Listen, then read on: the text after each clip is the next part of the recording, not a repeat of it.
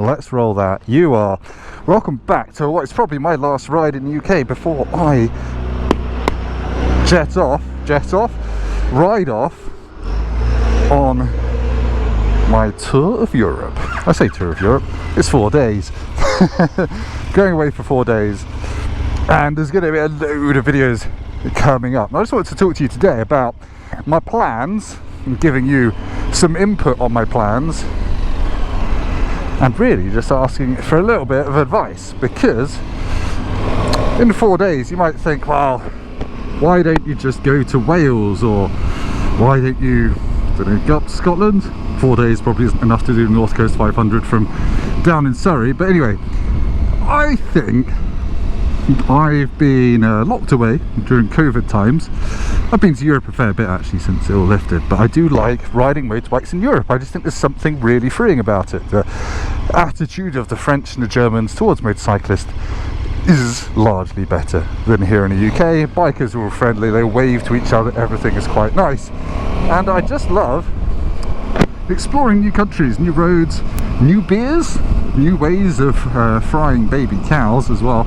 Let's not forget that. So at the moment the plan is I'm leaving very early on a Friday morning and coming back quite late on a Monday afternoon, and I'm basically going to do a series of videos, probably daily videos from the trip. But I just want to see how much fun you can have in a long weekend, and I'm going to be exploring some places I know well, and places I've had some of the best times of my life in.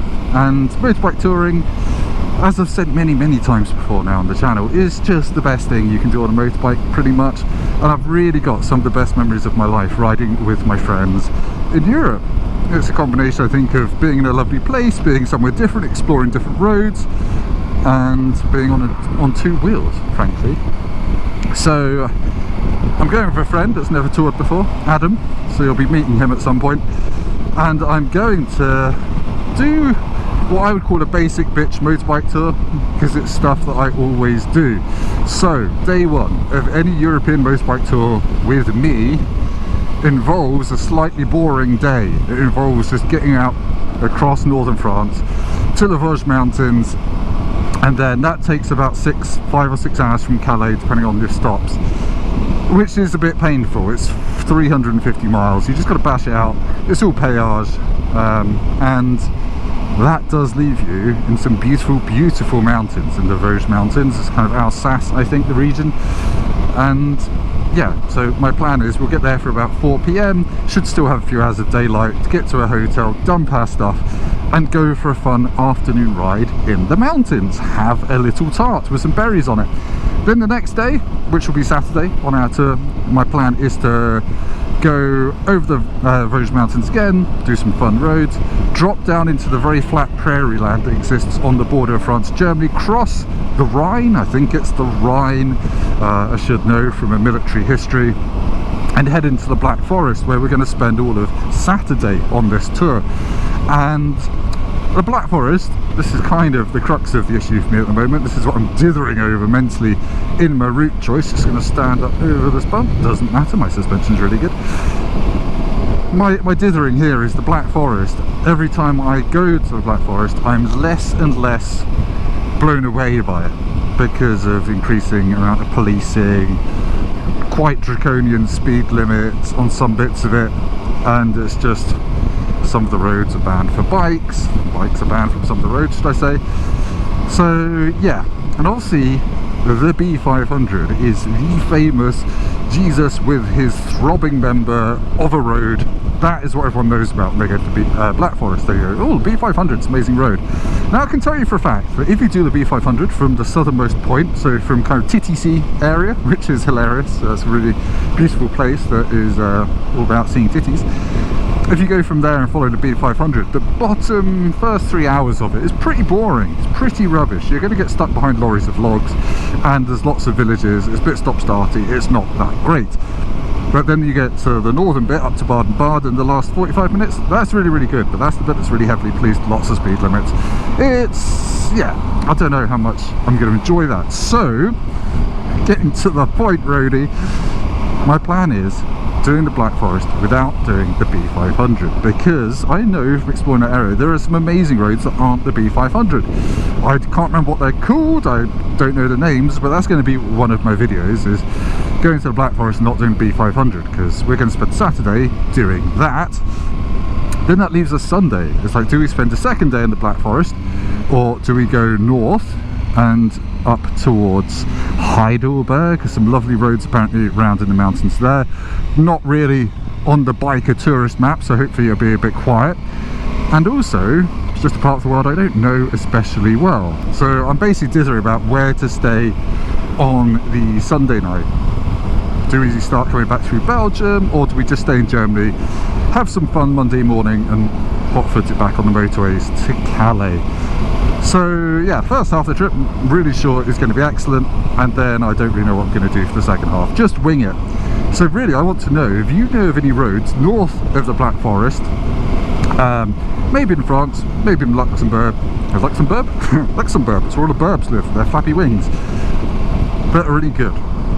If you do, drop them in the comments, because I want to go and find them and test them out. And I know there are some amazing looking roads, look on Google Maps, and even in the middle of nowhere in Germany, not near anywhere famous, so near Saarbrücken and places like that, there are some really good looking roads. Otherwise, I'll head back into France or the Ardennes. Basically, the world is our oyster, unlike this Freelander, who is very much a rotten lobster. But yeah, that's the excitement in my life now, is every evening spent looking at Google Maps saying, ooh, do we go here? Do we go here? I've got some waypoints saved in the Zumo XT. I've not toured with the Zumo XT before, so I don't know if I should try and pre-plan everything and lump it in the sat-nav. To me, that, I don't know, it sounds like that would go wrong, because if you miss a waypoint then it gets horrifically complicated. Or do I just put some points of interest in and then I can manually navigate to them when we're on tour? I don't know. If you've used the Zumo XT on tour before, what do you recommend? Should I stick a GPX file in there and just follow someone else's route, or should I just save some places of interest I want to go to and find my way between them using the twisty road setting? It's going to be fun. It is going to be an adventure, and I know from experience that even though it's only 4 days, it's going to feel like a long time. And the amount of miles we're going to be doing is going to be about 1,500 miles, which doesn't sound like much, but in 4 days it will be a reasonable amount. And I'm just keen to show my mate Adam the joy and beauty of touring on a motorcycle. And frankly, it's been 4 years since I did one of these, and I really want it to be good. It's my favourite sort of holiday, don't tell my girlfriend and children. And I just want to go and have some cake and beer and two-wheeled fun. Anyway, I'm going to stop waffling now, because I'm about to get on the M25. You won't be able to hear me, it's going to be really boring. I'm off to see my mate Tom on his Multistrada V2S stand-up pump for a little ride, so I might record some of that and talk some more shit, and I will see you in a bit. Right, while I potter along this 50 limit bit of A3 past Guildford, I thought I'd update you, because I did a video last week about the weave that I've had on this bike. Sorry, it was a really rubbish video. I didn't quite say all the things I should have done in the video, but between my house and this particular point in time, there was a private bit of land that I have access to, and I can confirm that the weave has gone. I've got my top box on, I've got my preload quite low, it's at 40%, which is like a nice puddingy level. It's like you're riding on a crust of suet, maybe with a little bit of kidney. Oh, steak poking through. I hate kidney, I like steak a bit. My point is that this bike now feels super planted at German speeds, which is good because we're going to Germany, hopefully. Yeah, wow. The dealership said they only tightened it up ever so slightly. They said there wasn't really much slack in the head race bearings, but whatever they've done has transformed this bike at at advanced speed. So yeah, bravo. Thank you, P&H Crawley. I know you get some stick on the internet for your servicing, but you've always done good things for me. But anyway, onwards. Hooray, I'm really pleased about that. Boring, but good. It's useful to have motorbikes that are fast, that can go fast without feeling like you're going to die fast as well. I just went to Lumis. I've never been to Lumis before. Looks like a biker cafe. Sort of, yeah, that's it really. There's another super adventure there. He's got an Arrow exhaust, which I want. He's also got his wife, which I don't want. But yes, I'm just going for a trundle with my friend Tom on his Multistrada V2S, which we've scientifically proven is as fast as this. Ah, yes. So yeah, we've just been for a trundle around the hills of whatever part of the world this is. I'm going to say, is it Sussex, Tom? It's Hampshire. We're in Hampshire. We're in Baron von Grumble territory. We're near Farnham, that sort of area, and it's lovely. But sitting at a bike cafe, obviously you just hear everyone leaving on their bikes and going through at least the first 4 gears to the red line as they leave. And back behind me is the A272, which is one of the most popular driving roads, motorbiking roads around here, and they're installing a new type of speed camera which also records sound. So that's coming in the next year or so, so they'll be able to nick people remotely for having noisy motorbikes. I mean, this is what happens when people are childish and just inconsiderate of others. They're going to get everything ruined for everyone else. Yay! Anyway, I'm going to do some more riding with Tom, which I can't film, and then I will come back to talk more about my tour, which Tom's not coming on because he's too busy being an important person and having a proper job. Jolly nice slice of blighty there. Not that you'll be able to hear me because I've got my helmet open. I'm standing up. I don't know why. England is very pretty though, isn't it? Maybe I should have just stayed in this country for my hollabobs. Bye, Tom! Oh, that was slow. Don't get a Multistrada V2, anyone. It's so slow. I do love the fact that my Zumo XT will show me the album artwork and everything of the music I'm listening to in my helmet. So the Bluetooth's going from my phone to my center via that. It's very clever.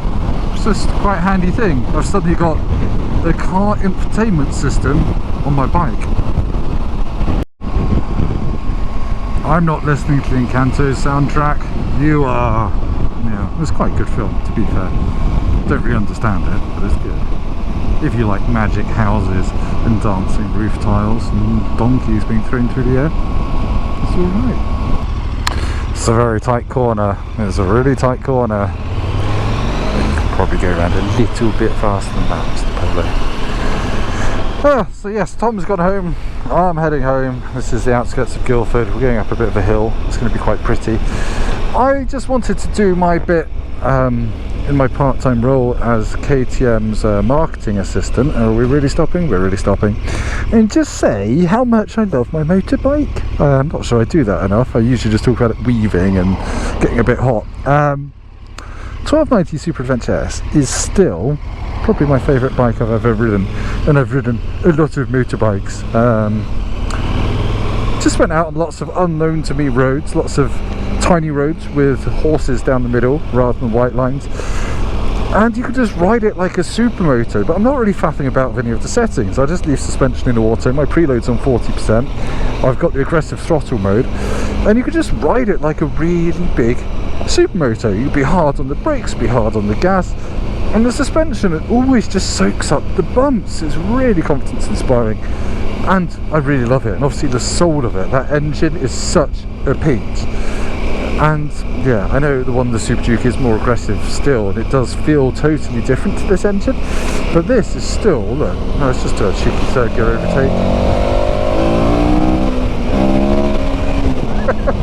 It's just, it makes a nonsense of everything. It is great fun, and obviously I'm all about not taking life too seriously, so it's a really good bike for me, because when you do just want to bash out the miles, it can do that. But when you want to get on twisty roads and have fun, it has very, very few compromises.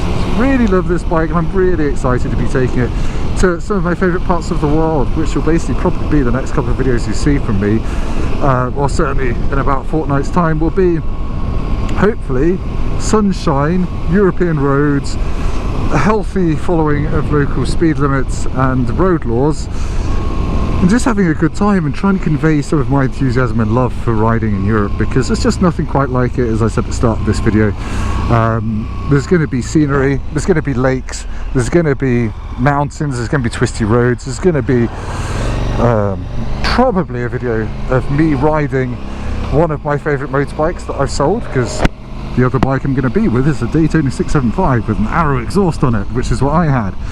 And I'm hoping Adam will let me have a session on that. So yeah, I'm looking forward to getting a load of cool content out of it. Look at that scenery.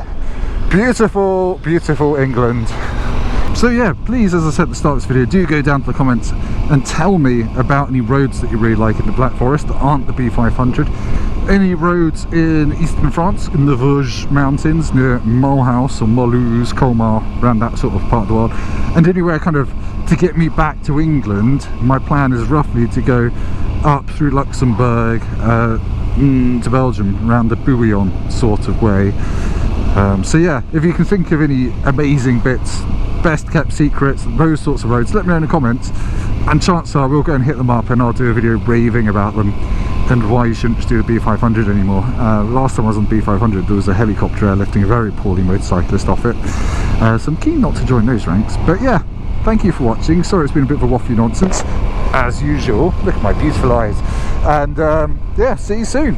I'm going to go home now and I don't know, have a Stiegel Radler, because my brother bought me some more and I'm addicted.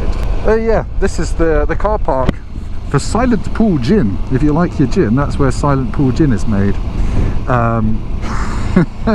One of my friends, actually I could probably name her, Rachel Hogg, who I used to work with, food and drinks journalist, sometime car journalist, used to work with me at Drive Tribe. She got an email from the PR for those people and they missed the L of pool, so she was invited to a Silent Poo Gin. I'm not going to do a wheelie because there's a police car. Yes, Slava Ukraini, it says on the road there. Indeed. Anyway, I'm saying goodbye again. Really bad, long-winded outro. Bye. This vlogging thing will never take off.